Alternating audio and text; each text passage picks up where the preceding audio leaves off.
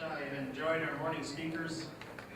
One with a broad overview, one with a narrow, kind of a surgical look at it, and you know, the two together help put pieces together for us. And we've been using Dr. Haney's tests at the Menoken Farm for the last 2 years, and thought I would put some information, some follow-up information to you this afternoon to have you take a look at some of this information on kind of a field basis. And before I do that, I just kind of want to share a little additional information. You know, we've been working our speakers pretty hard this week.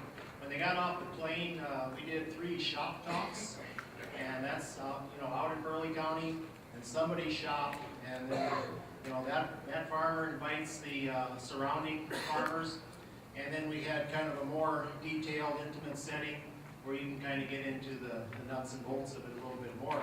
So the first day we had them do 3 of those. The second day they were teaching a class at Bismarck State College. A lot of the students over here on the far right, really glad to see them.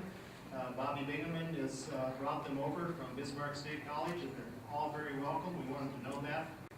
And so we had to teach a class, complete a video teleconference, the Grazing Coalition, separate meeting with the Morton SCD Soil District last night. So we've been working these guys pretty good. And my goal is, by the time they get back on that plane, they're going to want to get on that plane. It's a little hard to recognize them when they got off the plane, but once we got all those clothes and blankets and coats off of them, then we could kind of see where they were. It all worked out pretty well. And on those shop talks, I just want to give a shout out to Shelley Doyle for coming up with that term, shop talk. I think that's really a clever term, and it's something that I think we can do a lot more of, where we get together out in somebody's shop, and we can talk about whether the topic is grazing system or cropping system or covers or wildlife, whatever that topic is. And I think this is going to be a good way to do that in the future. In addition, I just kind of wanted to emphasize that, you know, when we first started going down the road of these soil health workshops, one of our initial focuses was erosion and getting a handle on water and wind erosion. And it's something that's not all that glitzy to talk about anymore, because, you know, once you're into the no-till systems, you know, we kind of think we have it under control. But we still see enough of it, and if you look at the national reports, it still exceeds the soil's ability to rejuvenate itself. And this is something we got to get a handle on. So I think we got to do a little better job in the future on erosion as well. We got people with farms and ranches where we can safely say it's 0. I mean, there's none. And I think we got to get to that point where we get control of that resource concern. So before I start my topic, I want to give a shout out to Robin and Kelly Griffith at Jewel, Kansas, because they were kind of the inspiration on the sunflower covers, and I want to acknowledge them. I've never met these people, but have read about them in a no-till magazine, and so we took that focus and applied it at the Menoken Farm. So we're going to walk through a few things and kind of spin off of some of the discussion from this morning. There's 10 fields at the Menoken Farm, and this gives you an idea of what the diversity has been for the last 5 years. And you can take a look at that field. One field gets fully fertilized, the other 9 do not. And this allows us to take a look at some things. It allows us to see how the soil functions. It allows us to take a look at some of the items that we talked about this morning with Dr. Haney's tests. And so, how do these soils rejuvenate themselves? Like the speakers this morning said, plants are the key, and we're going to probably take a look at that. But as we walk through these, you can see why we printed you out a 3-ring binder, because I didn't want to have you try to remember each of these. This way you kind of flip back and forth to page 1 and take a look at what the crop history was. So if we take a look at the organic carbon-nitrogen ratio, as Dr. Haney said this morning, that's the water that's extracted, and from that water you determine the CN ratio. Well, if you take a look, you know, a low CN ratio, you're going to have a little more nutrient cycling. Now, field 3, you know, if we rate these fields from 1 through 10, field 3 rated a 10. Now, you would expect this because field 3 has been wheat each year, okay, no-till wheat each year. with no covers. So that's a lot of high carbon material. So is that a lot of chewing for the microbes? Yeah, a lot of chewing for the microbes. And so you got your highest CN ratio. Okay, so we can understand this. And after what Dr. Haney told us this morning, that makes sense to us. If we can look at the Solvita portion, it kind of helps to look at this chart a little bit first because the numerical value falls into this chart. Okay, so if we go to the next page and we look at the Solvita, we see the Solvita was the lowest on field 10. Okay, so the Solvita of 22, you can bring it into the chart and you can kind of see where it fits. It fits in one of the lower levels. But are you very surprised after listening to the speakers this morning that what you're seeing at the Menoken Farm, that field 3, the continuous wheat field, is going to have a low Solvita? Okay.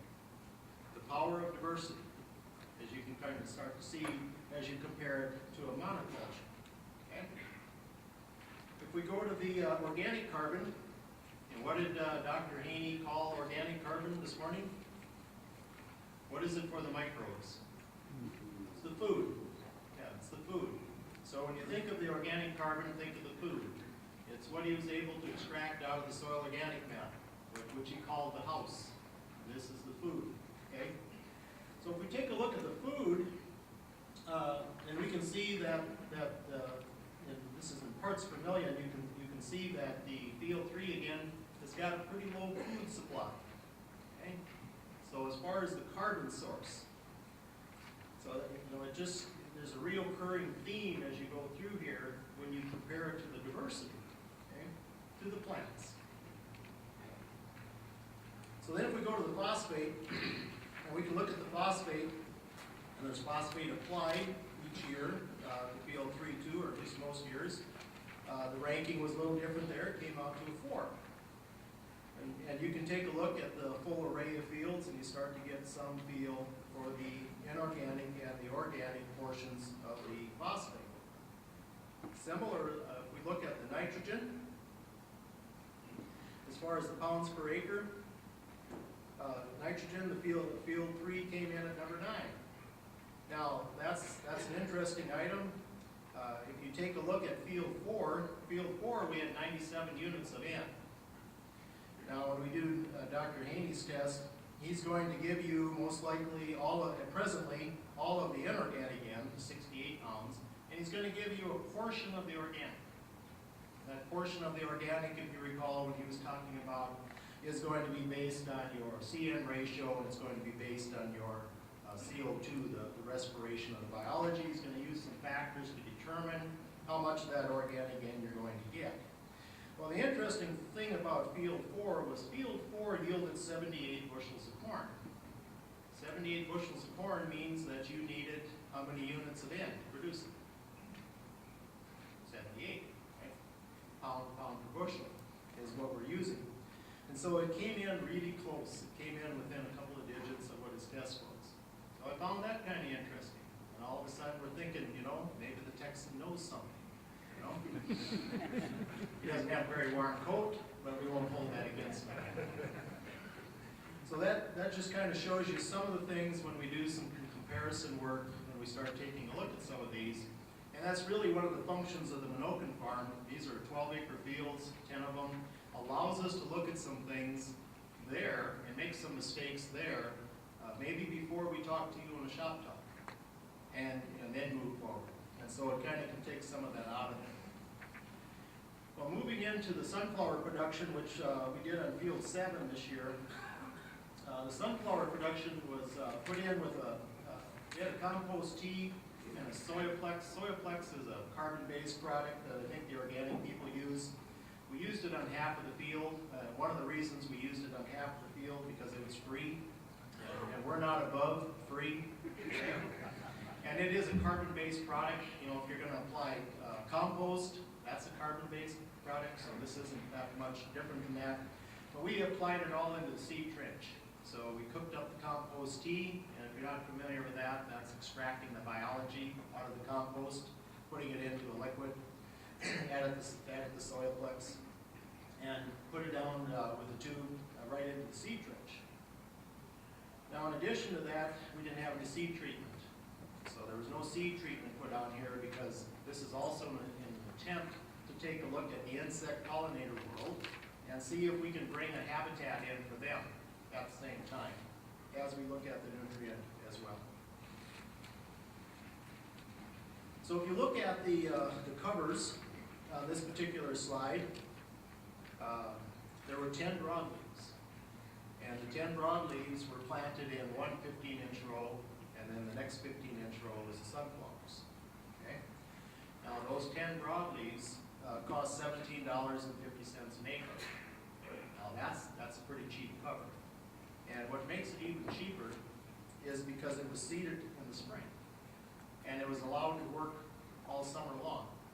So those values of the plant that Ray and Rick talked about this morning was given quite a bit of biological time to function in the ideal portion of the summer. Okay? So about 13 pounds. And Mr. Miller, if I recall right, I think we used a soybean plate to run those covers through. Yes. Yeah. You can just say yes or no. Okay. All right. He said yes. So we ran the soybean plate with those 10 covers. It wasn't a pure system. Now and then it would throw a small seed out, but for the most part, it did pretty well. So what did this look like? Well, the compost tea and the soyplex was being put down on half of this 12-acre field. And then in addition to that, the sunflowers were being placed on 30-inch rows. And in addition to that, the 10 covers were going in. And this was all done in one operation on June 16th. So one operation looking at the efficiency, the broadleaves, the flowers. The east side of the field had the compost tea with the soyplex applied, and the west side had no fertility applied. And basically everything then was 15-inch rows. So this is what it looked like on June 28th. Started to look like, this maybe has some possibility. And like the looks of it, there was quite a bit of diversity. And so as the summer progressed, it started to look more like this. And some interesting things about it, you start thinking about the speakers from this morning, does this mimic nature? Yeah, it's maybe a weak attempt, but now you got 11 species out here instead of one, so you're looking at some of those nature issues. What I really appreciated too is you could build soil aggregates all summer long. You need these plants to build soil aggregates. If you're going to build a soil aggregate, the biology has to do that. And so consequently, you can build soil aggregates all summer long. If you put these in after harvest in North Dakota, your window is much shorter. But here you had all summer, fall to build soil aggregates. They were going to provide food for the predators and the parasitoids. And these are important if you're going to keep a sunflower field in check regarding any insect damage. So you want this to provide them with a place to live. So you got something flowering all the time. Okay? June, July, August, something flowering all the time. You still had a grass herbicide option. So we were able to come in with a grass herbicide and still take out grass weeds because everything was broad. Okay? So it still gave us that option. No insecticides or fungicides were applied on it. No commercial fertility on half the field. We reduced our fossil fuel footprint, and I'll show you that in a bit. We reduced evaporation. Many times when Dwayne Beck has been here, he talks about taking the E out of ET. Okay? You can do that with a plant. You can do that with ground cover and armor. You can take that evaporation and instead work more on the transpiration. And then this also gives us an option for livestock integration, because there's a pretty good ration here waiting for them at the end of the year as well. So as I mentioned, something was flowering. Started out with the radish. It wasn't long the pea was flowering. Wasn't long the flax was flowering. Soybean, it just went on and on. Everything starts to flower. Well, that's really way too good a plan. So the next thing that occurred was the hailstorm. So that came through pretty tough and explained to us in no uncertain detail who was actually in charge, and said, okay, we're going to allow you to do this much, but we're going to make a little dent here, which it did. But we kept the field. We didn't destroy the field. We let it run its course.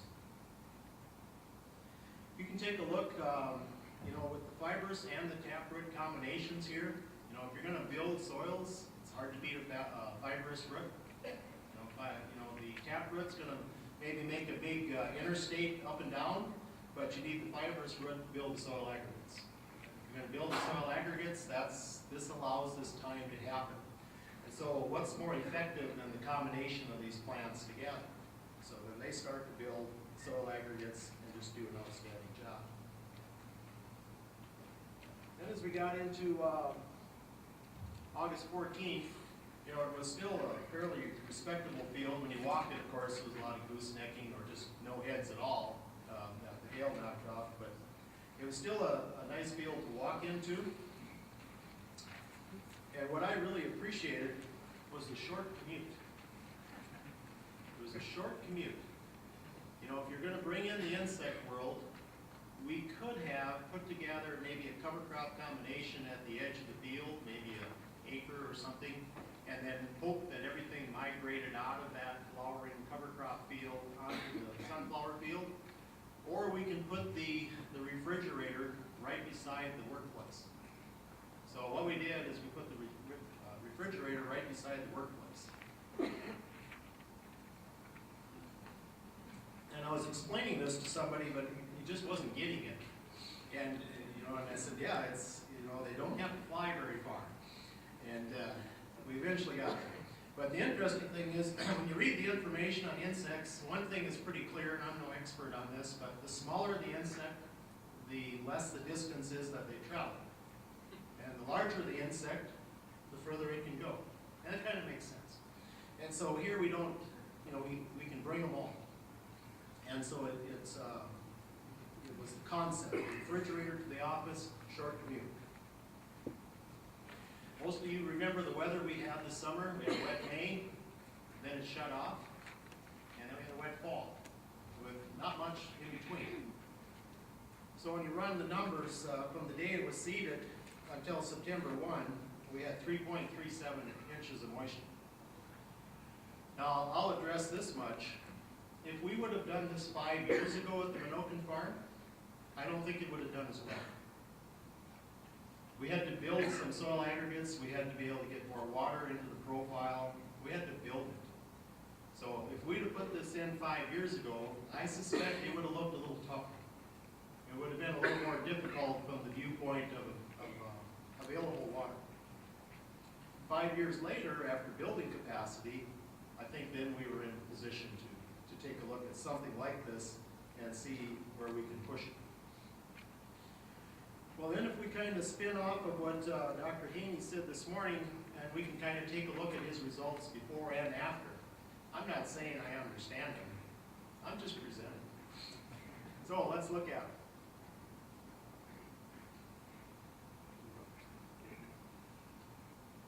Somewhere's down here. Here we are.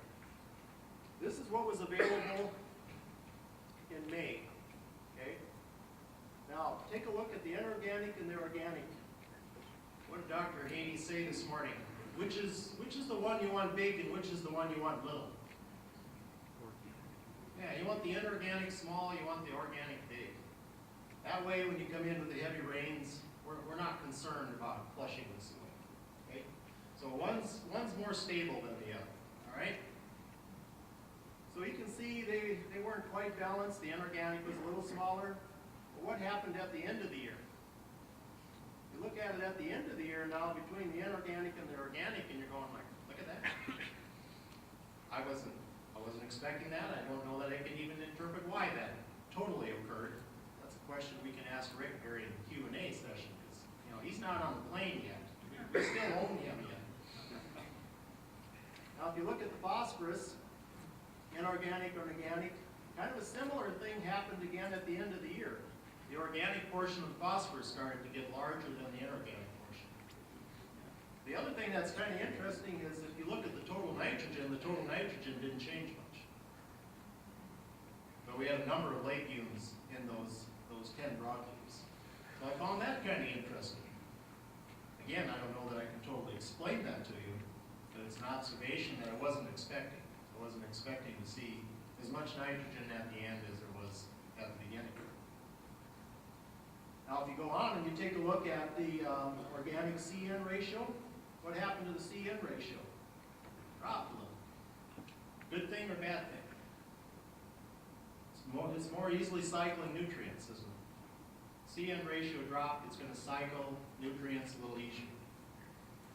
And if you look again at the organic carbon, and what did Dr. Haney say the organic carbon was? It's the food, right? Okay, so if we look at the food, we actually ended up with more food at the end of the year than we had at the beginning of the year. Kind of another interesting observation.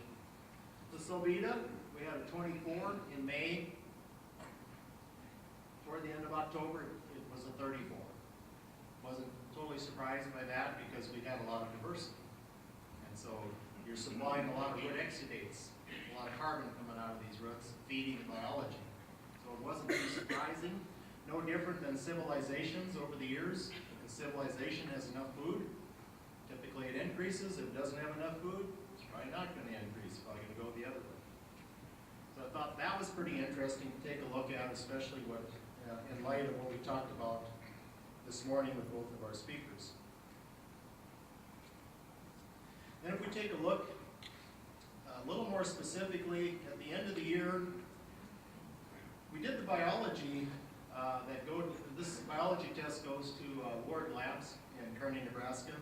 So we did the biology next to the sunflower row, and we did it next to the cover crop row. Virtually hardly any difference in the biology. Biology looked like it was just being fed all over the place. Couldn't see. I was expecting maybe we'd pick up a little difference, maybe where the covers were versus the monoculture, but I think it was so integrated by that time it just didn't matter. And so we had stable population, very similar, obviously statistically no difference. The food was 277, Sobita 34. Now if you kind of follow me, we're going to go to the next field. And the next field was a cover crop, cool season cover crop, season long. And it grew up and fell down, and then when the rains came in the fall, some of the plants took off again. Looks pretty good. I mean, that's just the way that field looked in the fall. If you do a comparison, the Sobita was 44, a little higher, but probably had a little more diversity early on. The organic carbon, not as much food in this one as in the sunflower field. There's actually more food there. And a little less total biology. And if you go to the next field over, that was a warm season mix, and most of that warm season mix, went down with the first frost and started to terminate. Some of the brassicas were still green yet when we took this. But you can see a much lower Sobita. So we got less biology. I shouldn't say less biology, we got less CO, carbon dioxide coming off of this biology. And you can see that the food is still pretty fair at 266, and it had much substantially reduced volume of biology as far as the weight. And then if we get over to the wheat field, we see what we kind of expected. We've got a low Sobita, but that crop was terminated at harvest time, and we didn't plant a cover on it. Okay, so the Sobita is lower. You can also see the food with the organic carbon, and you can see the total biology is much smaller as well. So you can kind of see some of the power of diversity that it can have. Now ultimately, at the end of the day, are we not looking at a healthy food supply?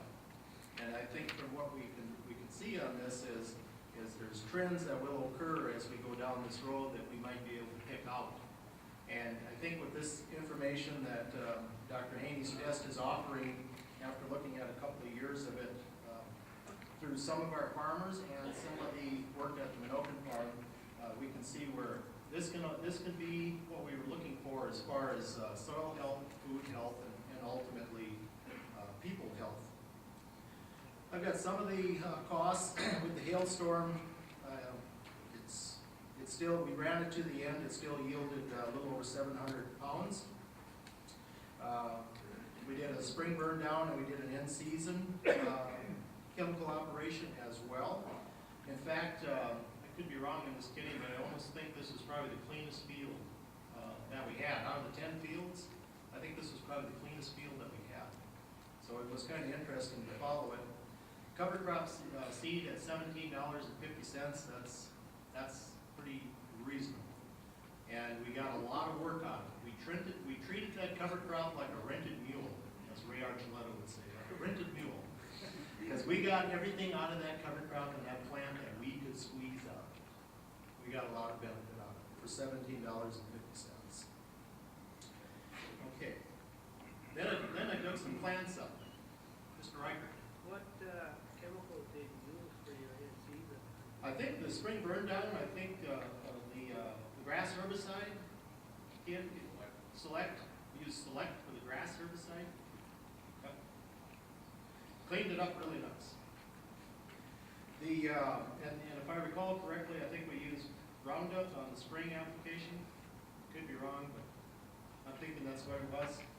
And, you know, we have not eliminated any herbicide. We try to use as small amount as we can, and we try to change chemistries as much as we can. And so that's where we're heading on it, is herbicide diversity, which I think is going to be even more important in the future. Then I pulled some plants just to look at the rooting system. That's Bobby selecting the one on the right. Cat seemed to think the ones on the right were a little bit more robust.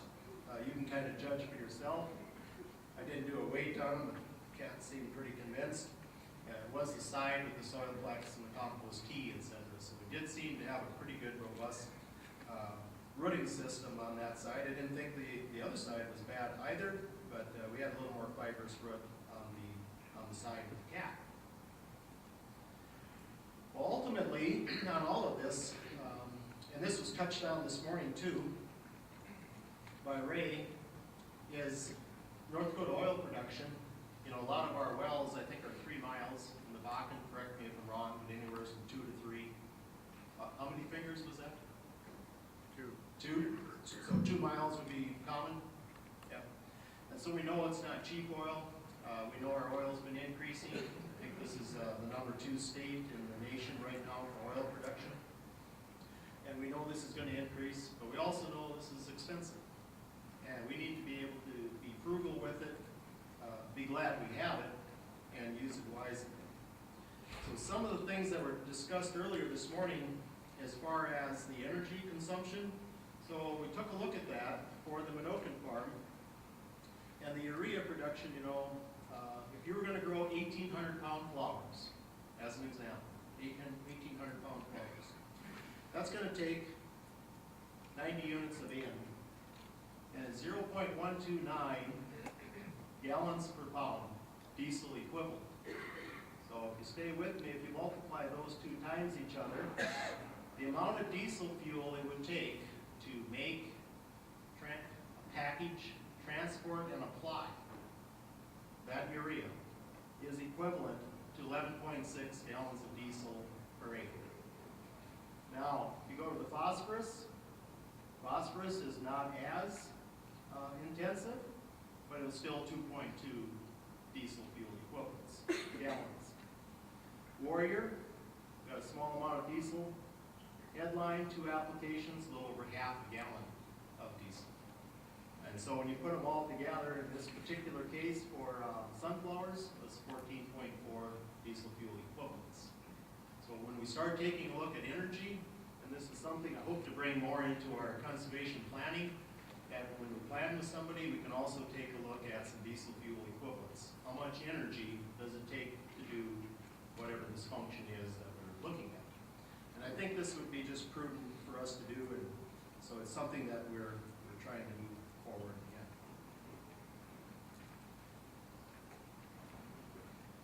So just to close this out, folks, just wanted to visit with you and kind of explain what we did with the Menoken Farm this year. The display in the far right corner, if you get a chance to look at that, that also kind of captures some of the items that we just talked about now, as well as some additional ones. But you can kind of take a look at that. And I think when it comes to looking at something like what Dr. Haney has brought forward, I think this gives us an opportunity to capture that and start to understand it. Now, if you're gonna tell me you understood everything that he said this morning, I probably don't believe you. It takes a little time, and I've looked at it for a while, and I'm slow, but I'm slowly catching on to some of the things that he's bringing forward, and I think we gotta start somewhere. And one of the better ways to start is to actually go ahead and process, like Scott did, go ahead and process the soil test, see what it says, start learning about it. It comes with a narrative, and the narrative is very helpful as well, so it explains each of these sections. So again, I want to acknowledge the Griffin family, both Robert and Kelly, for the inspiration on the flowers. It taught me a lot as far as what we can do, what we can take a look at with diversity, and what drives some of these items, and we appreciate that. So I think at this time, Marlon, I'm going to turn it back to you, and I appreciate it. Thank you.